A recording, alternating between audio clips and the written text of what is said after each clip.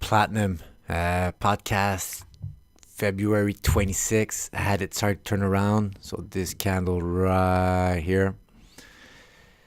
Still declining 12-month moving average. I probably had a whole bunch of scribbles, and the longer that the price action had to stay above that 12-month moving average, it would flatten out and then start to go up. And not quite yet, but the descent of the average 840, 839 really slowing down. If we're going to look on the weekly, we're probably going to see a pullback. You see that noise? It could have scared you. And that's why those embryonic breakouts also off a declining 12-month moving average, they have a tendency on the smaller time frames to dig in, and that could have triggered some sell stops. It gets you scared. So that's why you better wait for that embryonic breakout to do its thing, to bring the price action above the 12-month moving average. And after that, then you're going to get in on that second breakout. And that is what we're looking at right now. Here's my resistance, monthly defined support and resistance. So this is an important barrier right there. There's another one right here, natural resistance.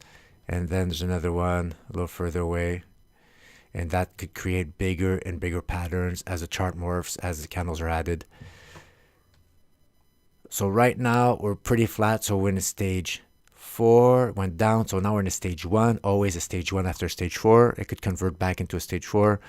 But right now, it's a stage 1 on the monthly candle chart. So a little in advance. So don't worry, I missed out on the move. You didn't miss out on anything.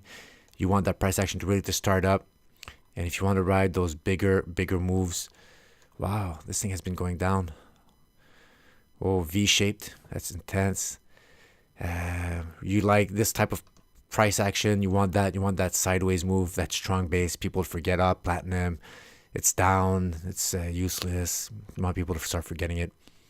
So that's how it's starting to build. As soon as the price action is above the 12-month moving average, that should start getting your attention that there's possible change in momentum. Okay, let's head off to the weekly. Stan Weinstein. Look at that, underperforming the SPX forever, long time. You don't want to be there. And if even if you start to outperform the SPX, or if you ever start to be out above an inclining 30-week average, you're still underperforming the SPX, so not the best place to be. And then you had that stage 4 on the weekly, closed above, so that's the beginning of entering on that stage 1 base. Even if the price action went back down, that was a big warning sign. Just like in the stage 2, when you have that close below inclining 30-week average, big sign, big no-no. And now we're unable to do lower highs, unable to do lower lows. Price action going back close to that 30-week average, and now you're hogging above it. And here's that embryonic breakout, February 26th week, right there. And that pullback is scary, hitting the 30-week average, and you're still going upwards. So really starting to shape up on the weekly chart. Green volume increasing. I probably want even more. But what's kind of cool right here is we're right at the beginning, crossing over from negative territory into green, outperforming the SPX. That is beautiful stage analysis, Stan Weinstein style. He loves that. Close above Ichimoku cloud. So Ichimoku cloud defined resistance. That's how we spot close overhead resistance. Look, it's looking very nice. We're right smack at monthly defined resistance. Getting far away from that 30-week average. So the best thing is let April go by. See if you go through. See if it pulls back. Is that level going to hold? Is that now resistance turn support going to hold? It might sink through. Let that noise go out. And stay. The longer you stay above that 30-week moving average, the better it is. You want to bounce off that. And right here, if you get a close above out of the Ichimoku cloud, a close above that monthly defined breakout line, then here you have a vacuum that should bring you all the way to this level right here, this monthly defined natural resistance. And that's hit that, pull back, to that monthly defined resistance and support. And these are the entry points right there. Off a nice strong base. Not by then, if you have that price action here, the 12-month average is going to start really be skewing upwards. And you want a long-lasting, meaningful stage 2. You don't want to get in, just get swing, have a sort, invest that time in a small move. Ideally, you really want to choose the A++ moves that the market's really convinced that it's time for Platinum to have a meaningful stage 2 run, and that your power that you have as a trader is before you enter the trade.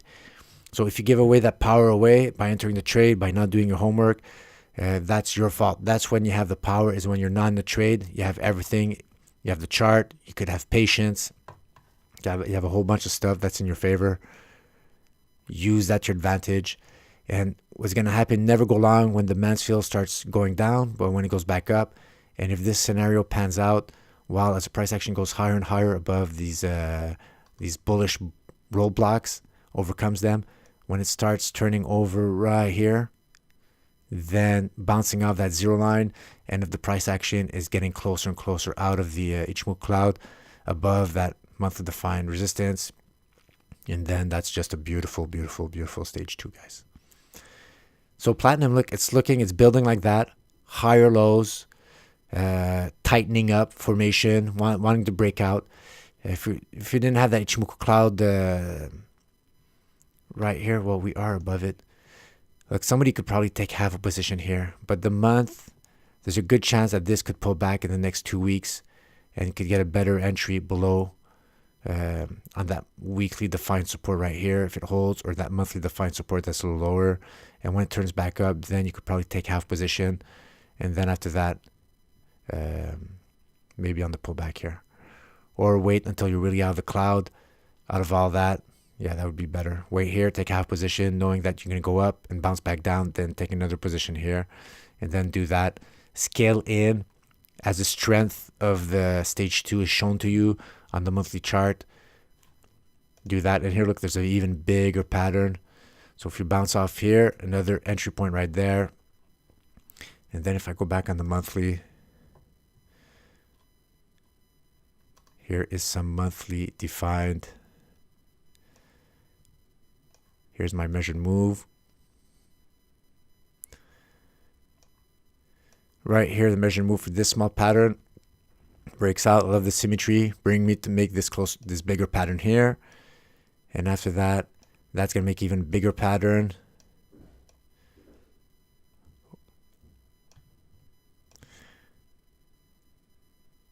Giving a target above that resistance right here. So I'd probably tune that down just to make sure that I would get triggered out right before, if I'd be doing it with my swing rules.